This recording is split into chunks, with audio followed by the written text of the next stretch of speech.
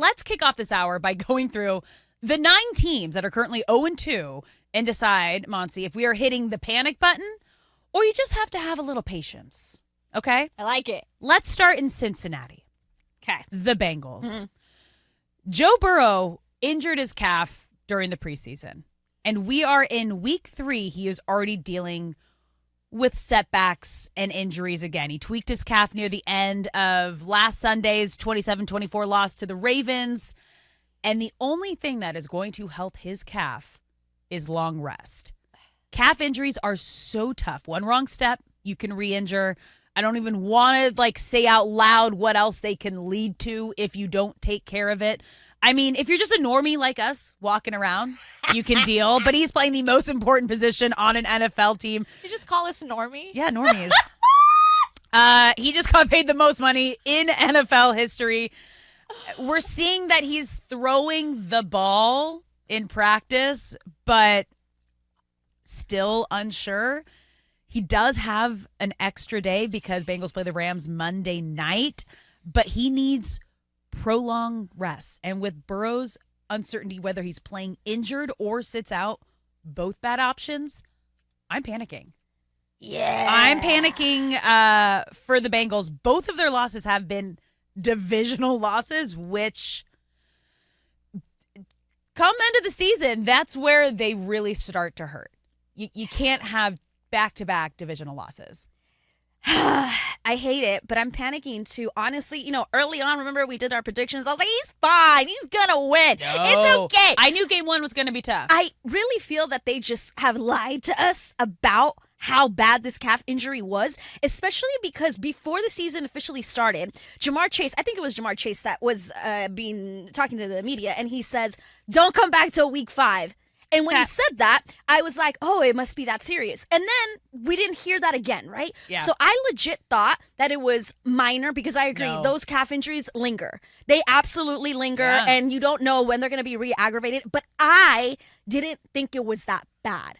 Clearly, I was wrong. It was always that bad. And if it was that bad, why did he play week 1? Why did he play week 2? Why did we not listen to Jamar Chase? Because their backup, Jake Browning, Yeah, not a ton of experience. He let me tell played a preseason game. Only regular season action he saw is 4 snaps that he got in game 1 at the end of their blowout loss, and he did not complete a pass. I don't care. There is not, don't play Joe Burrow if he's not ready. There is not a good backup option. I don't care if your backup sucks. Yeah. How did you play him if he wasn't ready? Clearly, I'm upset. Yeah. Clearly, I'm upset. Yeah. No, he needs the only way it's going to get better, a calf injury, is prolonged rest. So if you maybe would have benched him week 1 and 2, maybe he'd be better? You'd still be 0 and 2? You can't live in the woulda, coulda, shoulda. I like to live in the woulda, coulda, shoulda. You got to think about the future. We're not living in the past, man. But now stop living we in have the past. to. But now we are living in the past because you made the wrong decision. You made the wrong decision. Okay. It really is upsetting. I really didn't think the calf injury was that bad. I knew he was injured. I just didn't think it was that bad because they let him play. So it's like, why did you let him play? So now I'm panicking, 100%. Yeah, both panicking. Oh yeah. All right. No questions asked. Let's move to the Chargers. Yeah, I'm sweating. Yeah, deep breath. Deep breath. Let's reset here.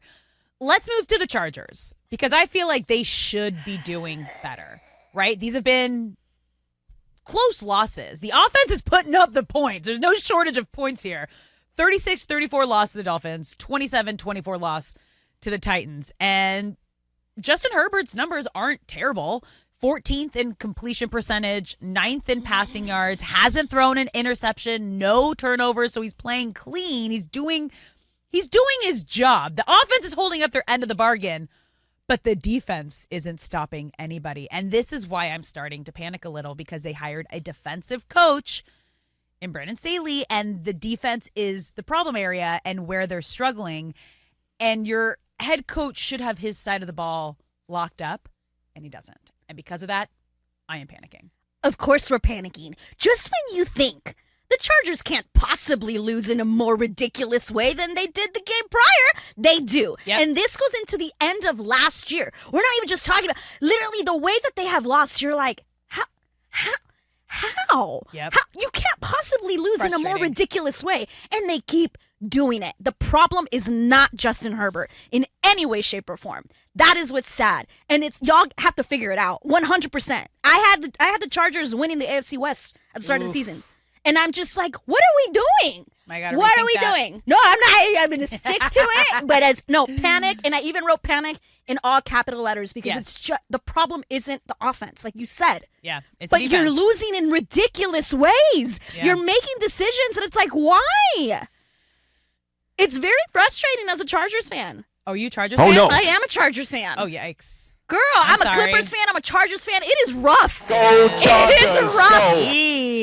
go. I'm sorry, Mons. Yeah, man. It's annoying. It is. Okay. Let's move on to the Patriots.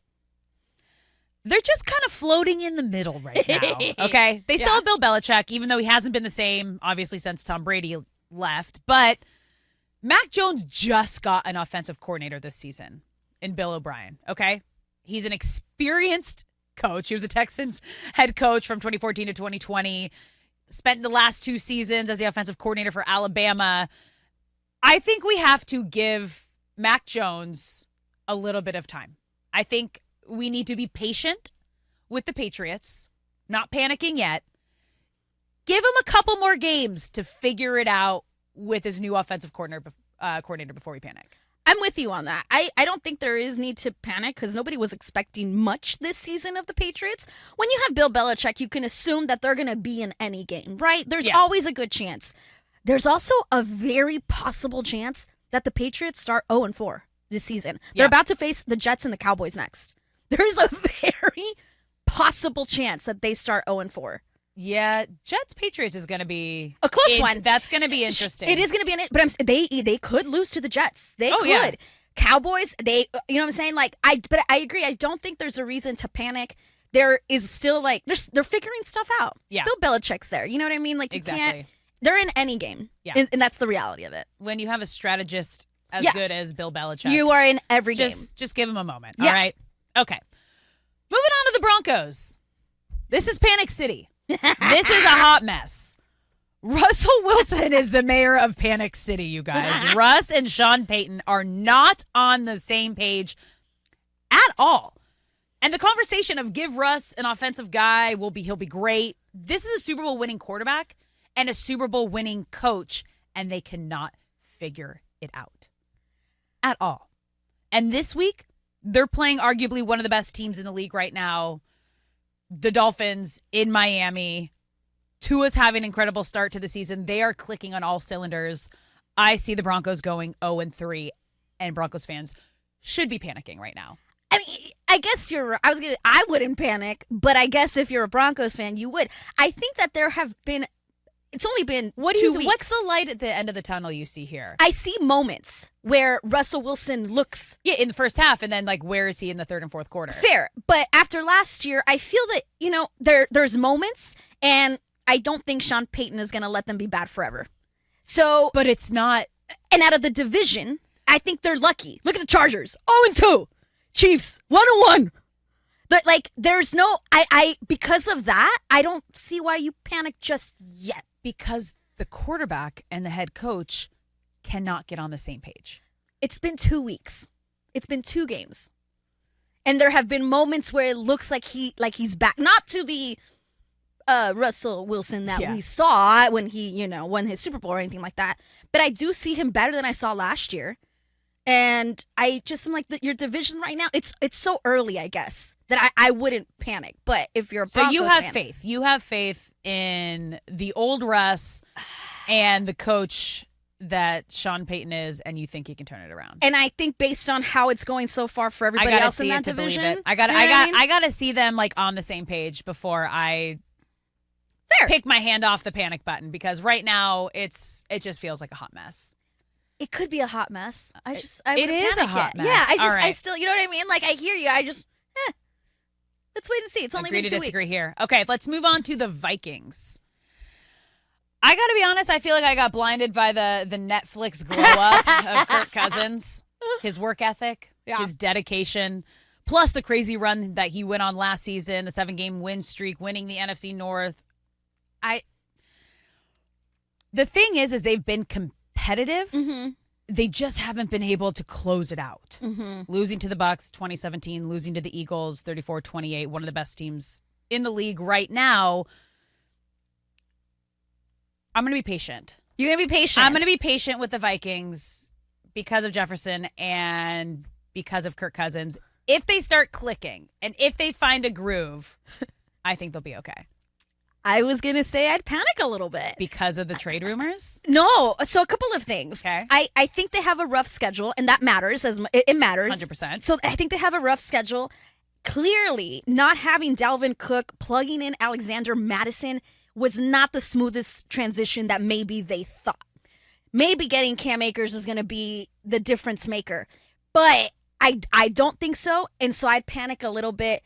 As much as I like Justin Jefferson, as much as I like Kirk Cousins, he's one of my fantasy quarterbacks. He delivers. Sometimes he makes questionable choices and all that. Yes. I'd panic a little bit. I think they have a tough schedule, and I think they're still figuring things out. Okay. And I don't know if they're going to figure it out on time. So we flip-flopped between the Broncos and the Vikings. Yeah. I'm panicking. You're patient on the Broncos. I'm patient on the Vikings. You're panicking. I'd panic a bit. Yeah. I'd panic a bit. Yeah. All right. Well, the remaining 4 teams that are 0-2, you guys, it's just not your year.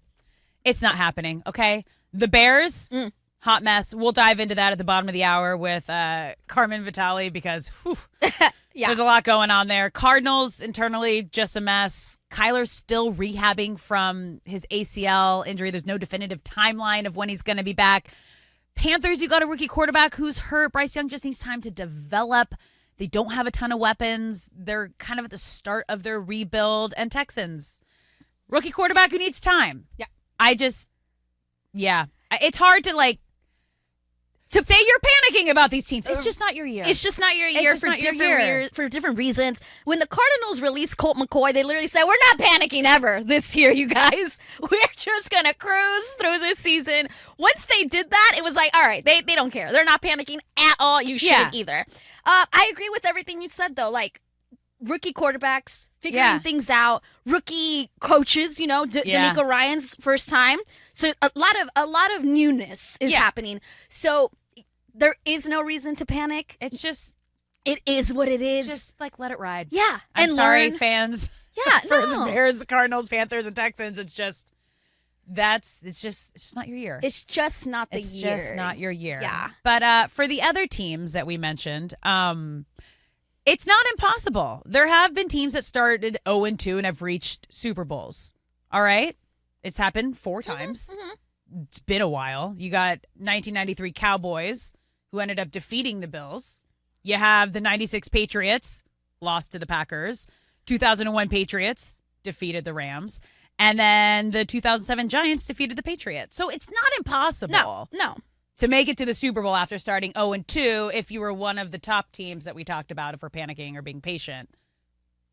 And also, there's a chance. And also there's the way the season has started with it's just been shocking, right? Like the Chiefs starting 1-1. So I love a little bit of chaos. Yeah, beautiful chaos. Anything can happen. Exactly. Like no team really should be worried about being 0-2 just because nobody has actually done what they thought. We're all surprised about everything going on. What are you not surprised about? No, Are you not surprised that Baker Mayfield and the Tampa Bay Buccaneers are 2-0? No, because as we talked to Emmanuel Acho in the first hour, and he made a great point. Baker does well when he's doubted. Anytime Baker's doubted, he continues he has moments of greatness. Moments of greatness. And I'm rooting for him, by the way. I always root for Baker. Me too. I loved his commercials. I thought they were so funny. He got you. He also did. Understands the entertainment side of sports. Right. Because being a little funny too much is difficult. It's all about timing. Okay. And he had it. I was like, all right, Baker Mayfield. He got Monsi. He got me.